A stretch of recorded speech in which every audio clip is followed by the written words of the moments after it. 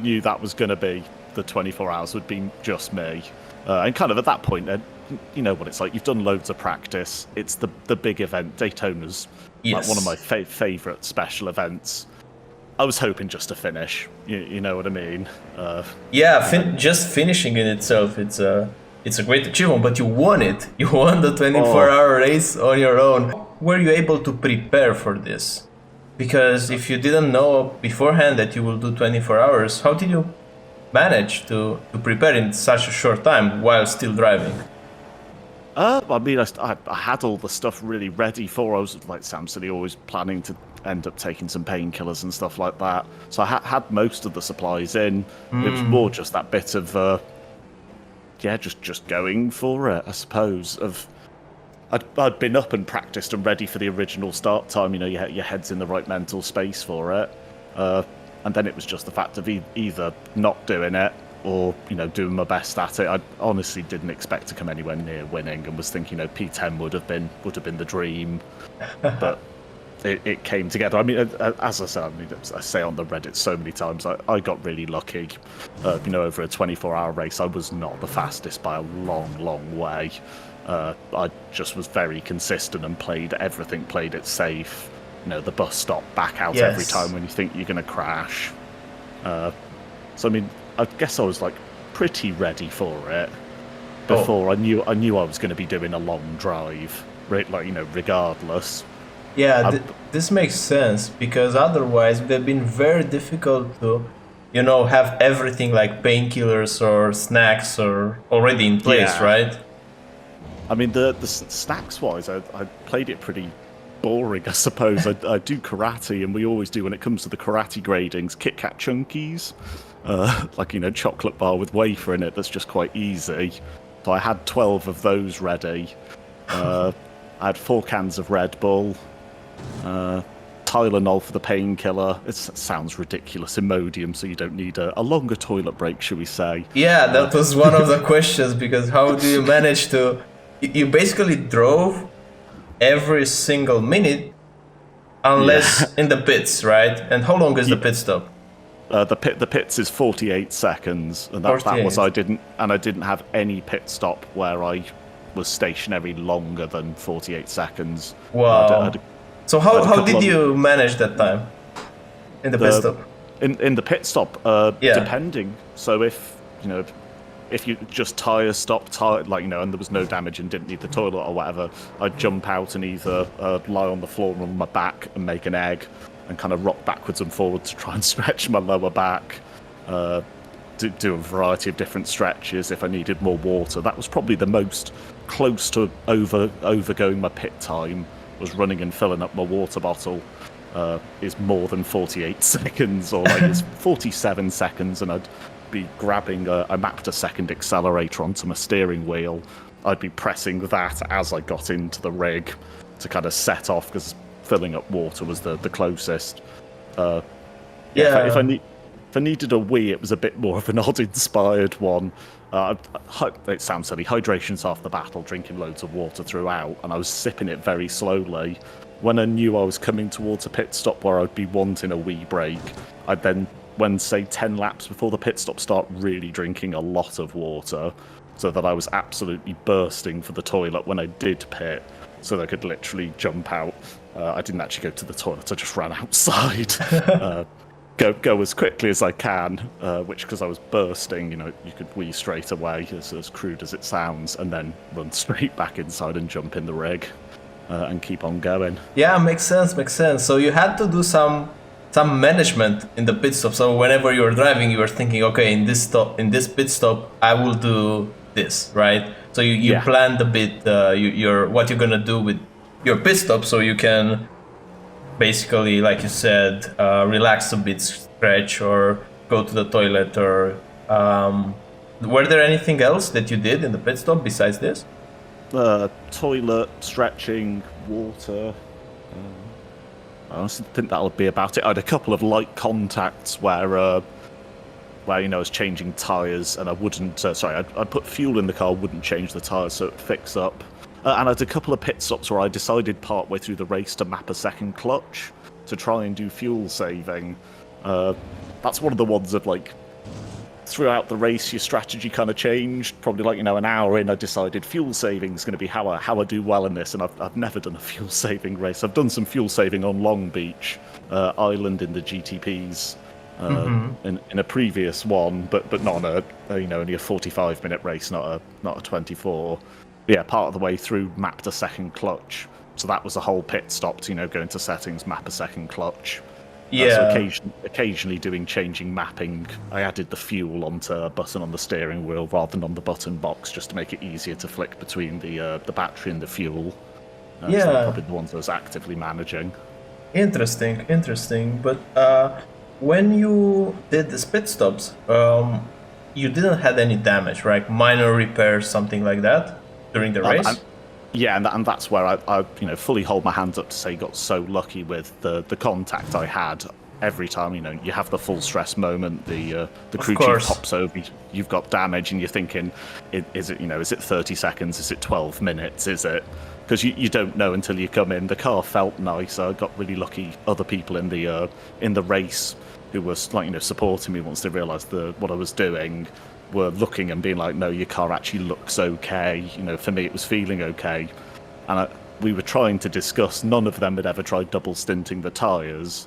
But when you pit, you'll know yourself, when you pit, if you're doing fuel and tyres, it doesn't start doing the repairs until you've done the tyres. So I decided to double stint the tyres when I had the light damage.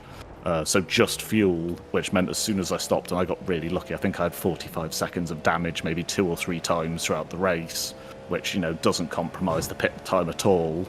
Yeah. At the same time, that just luck. I easily could have, 2 minutes of damage, and then I 100% wouldn't have won with anything longer than the pit stops I did have.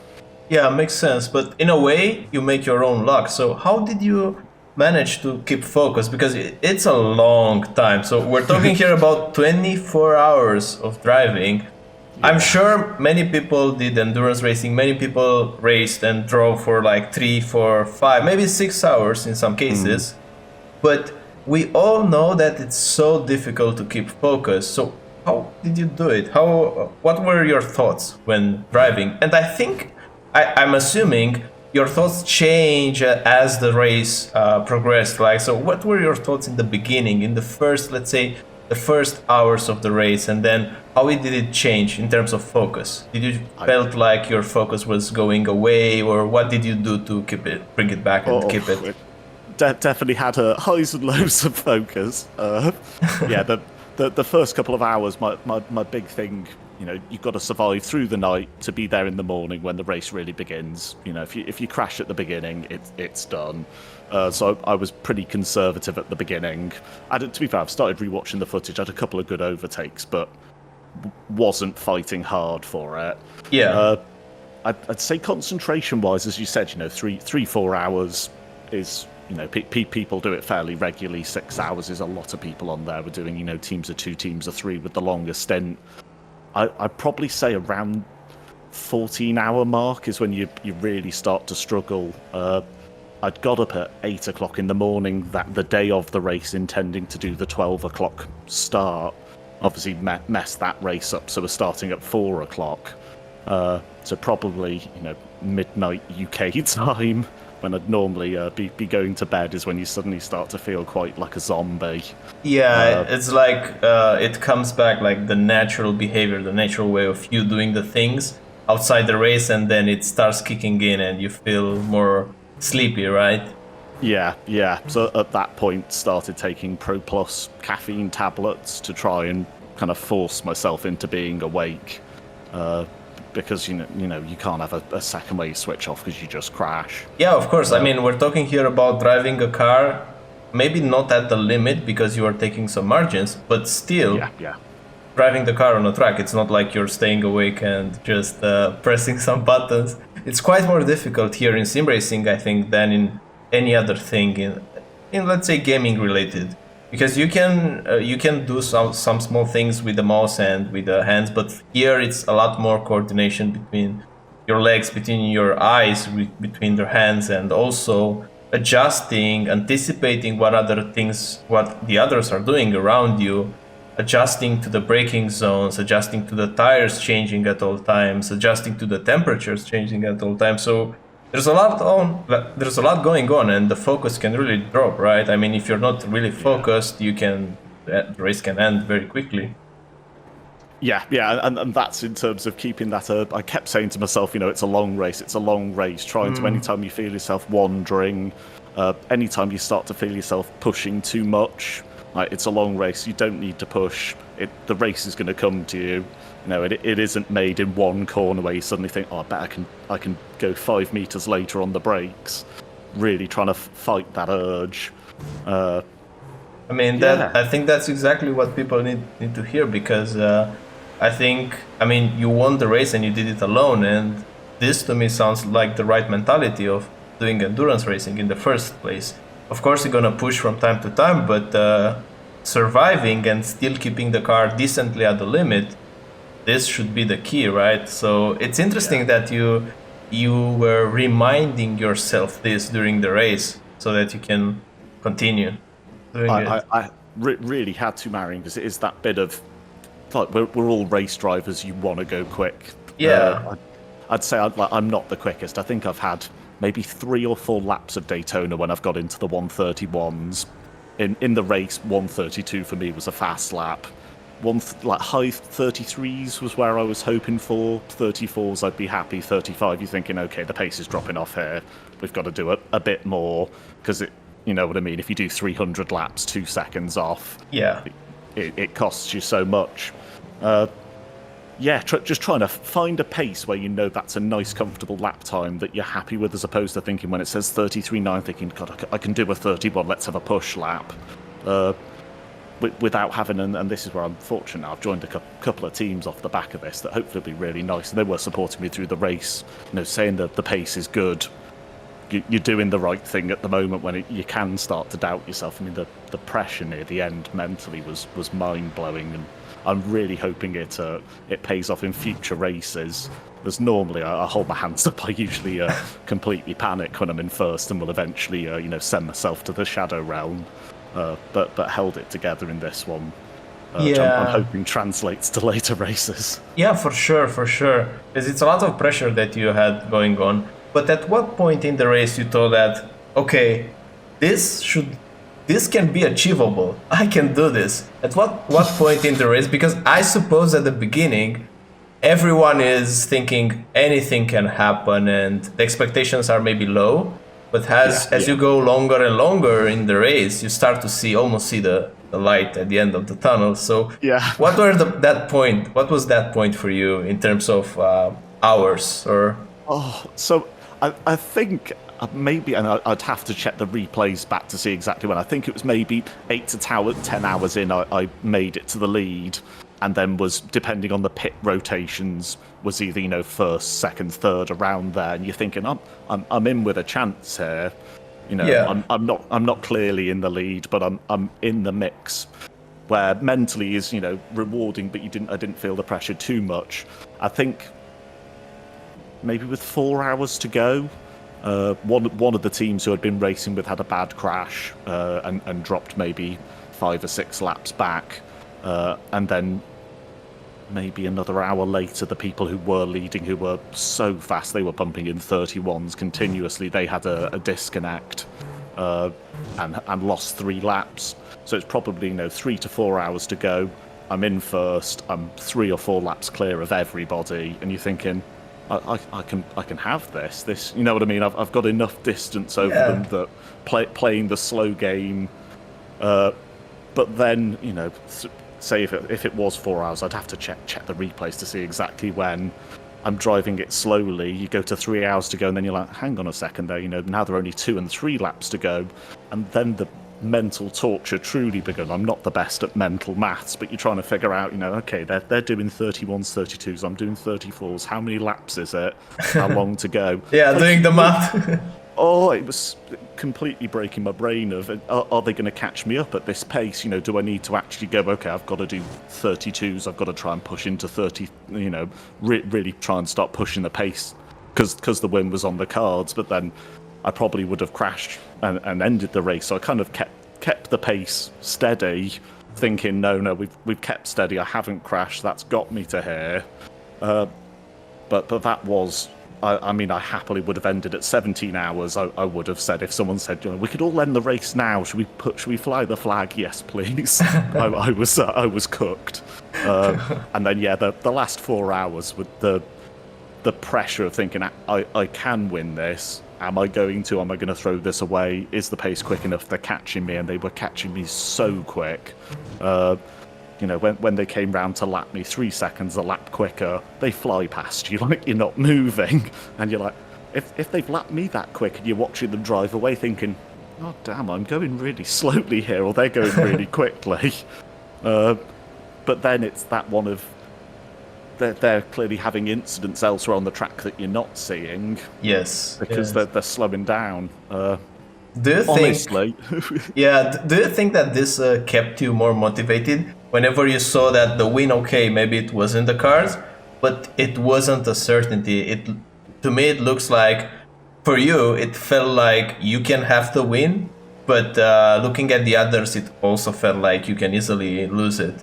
So did it help you to be more motivated, more focused in the end part of the race, in the last 4 hours? Yeah, I think so, in terms of whether it's vaguely distracting on doing the mental maths of trying to figure out, am I doing quick enough? But I was 100% focused on the game, thinking I can win this, we're doing well. I'm a very positive person by nature, so really trying to G myself up. And again, the people in the lobby were absolutely lovely, were checking in on me, cheering me on. That's amazing. That's amazing. Even the people who came second, maybe an hour, 2 hours before, said, who'd been cheering me on, said, we are racing you for this, Matt, so we'll drop off the friendly team chat, big respect, and let's push to the end. Which was really nice. They're there to win it as well. It's, they weren't giving it to me, but were still racing very, very respectfully. I think maybe 10 minutes to go is when I actually thought, I'm going to do this. I think they were maybe 50 seconds behind, but still catching, 2 seconds a lap. But you think there's not enough time here. Even if I got a penalty because I was on 99 incident points with 20 laps to go, so another cherry on the cake of stress.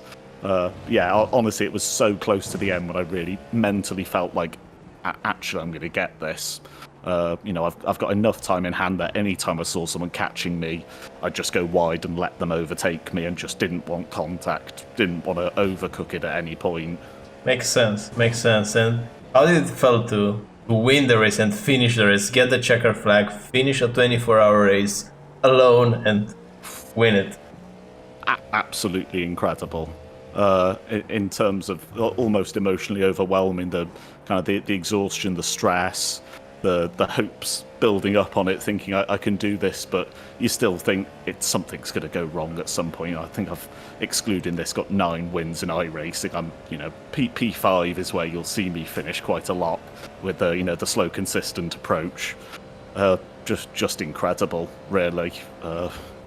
I'd say the 45-minute races are like a chapter of a book. A 24-hour race is like the whole book.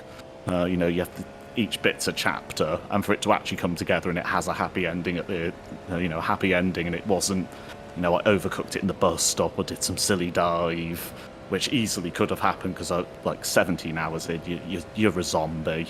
I'd probably say it came out of the zombie phase maybe, the 4 hours to go. But 17 hours to 20 hours, you're just on autopilot and relying on the muscle memory. But winning is just incredible. Yeah, I can imagine.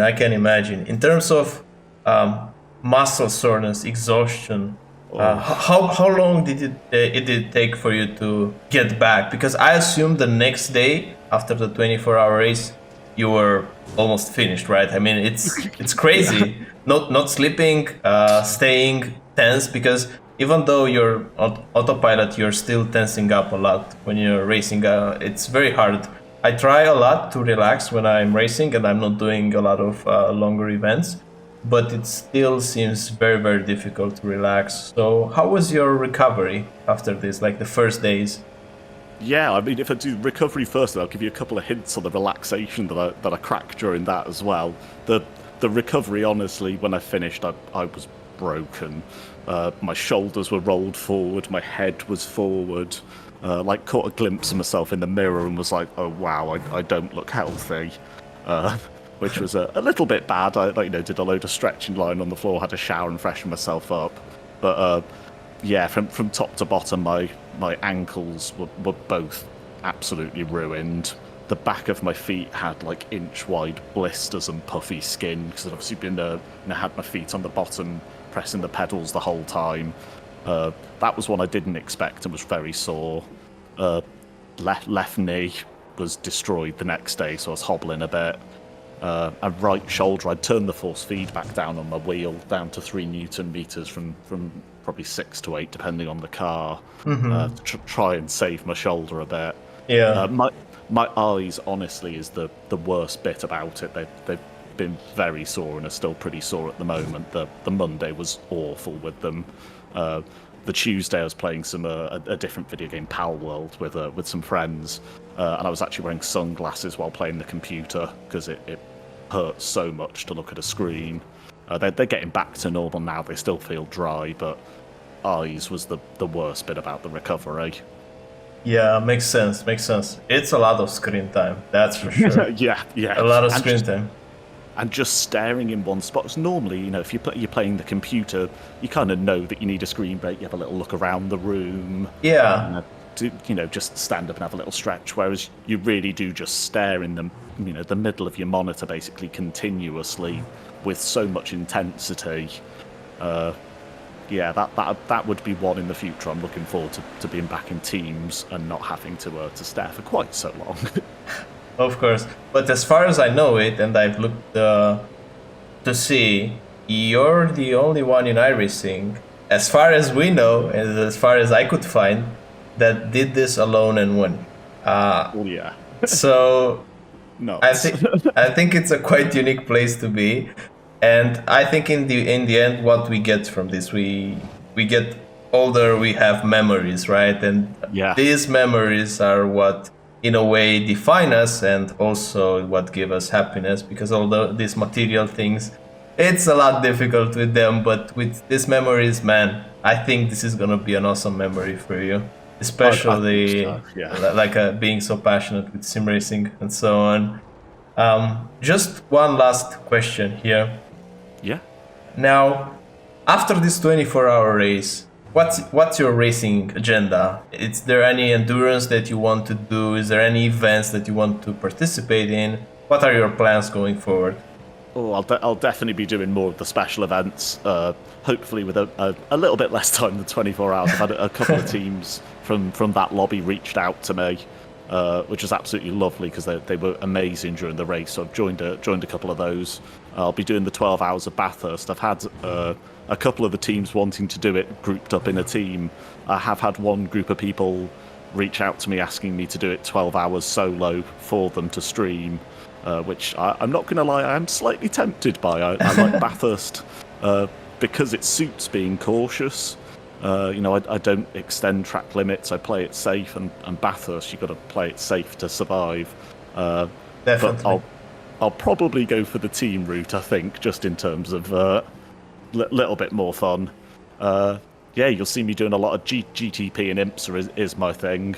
So you'll see me doing quite a bit of that. I'll probably be there for the majority of the special events, unless I'm busy with work or away. Yeah. Makes sense. Are there any people out there you want to give a shout out? Oh, dear, this would be a long list. Literally everyone who was in the split were absolute heroes when I finished the race, and I say it again on here, I dedicate the winter to everyone who's in the lobby with me. I truly don't believe I would have won it without everyone who was there cheering me on, motivating me. They talked me through the night.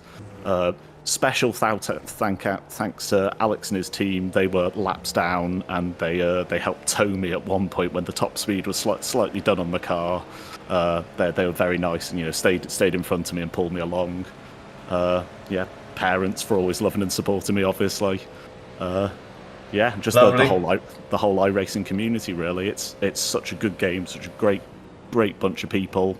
And also, let's give a big shout out to iRacing, another special event with no bugs, no disconnects. They didn't have to put red flags when half the field got disconnected. they do put on fantastic special events. So big shout out to them. You're right. You're 100% right. Man. I feel this too, and also with the community, I feel like we're kind of lucky because we're like in a bubble right now. When something bad happens, it looks like wow, it's huge. But if you look in other places, in other Sims games or in other communities, you will see that we're kind of lucky to have what we have right now. So being appreciative about this, it takes some wisdom. But yeah, thank you for being a part of this interview. It was a blast. And again, huge congratulations, man. Huge. What you did was incredible. And even though right now maybe you will still recover, I think this is gonna be an awesome memory to have. I think in few years' time, it's gonna feel amazing. I'm sure it still feels, but I hope you will recover well. I know what you mean. The memory's going to get better, like a wine. It's going to age well with time. It feels incredible already. To be fair, I think it's still sinking in reality that I actually did it, and it. You know what I mean? Finishing it would have been amazing. P10 would have been amazing. P5 would have been amazing. Podium would be amazing. The win is just that bit surreal.